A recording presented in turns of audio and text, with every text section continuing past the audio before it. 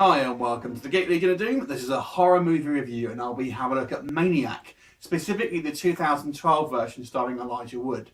As you can guess, Maniac is actually a remake of a 1980 film which was classified as kind of one of these sort of video nasties that sort of came out in that period. And it's been a long time since I've seen the original Maniac, but as I remember and from the other kind of reviews that I've read, this one is considered actually a superior film to the original movie. And this movie could be quite easily dismissed as a kind of slasher flick, but it's actually fairly artistically made, I have to say. Now, its kind of unique selling point, I suppose, is that it's actually filmed from the point of view of the murderer, of the serial killer played by Elijah Wood. And when I say the point of view, I don't just mean his motivations, I mean you are literally seeing through his eyes.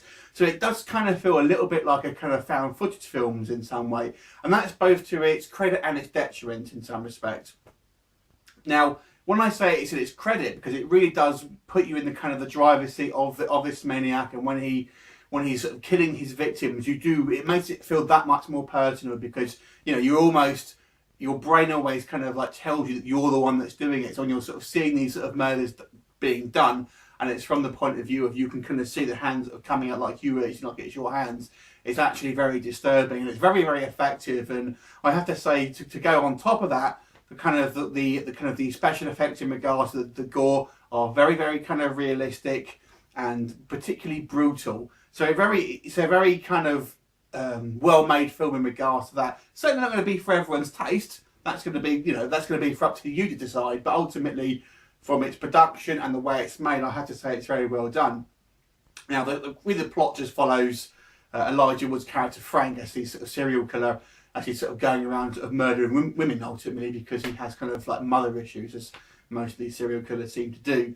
But he comes across of one woman who actually takes a genuine interest in him, because he has this kind of very unsociable job where he restores sort of antique mannequins, which is also sort of partly to do with his sort of psychosis as well, where he kind of almost thinks they're sort of real people and things like that. But she's kind of some photographer who's doing a project on these kind of mannequins and things, so they ultimately sort of become friends and almost romantic to a point. And now, what you might think is does it kind of like subdue him slightly? And it doesn't really. So it kind of sort of sends him off in a kind of different direction, where he sort of becomes a little bit more sort of obsessed with her, but it certainly doesn't make him any less dangerous.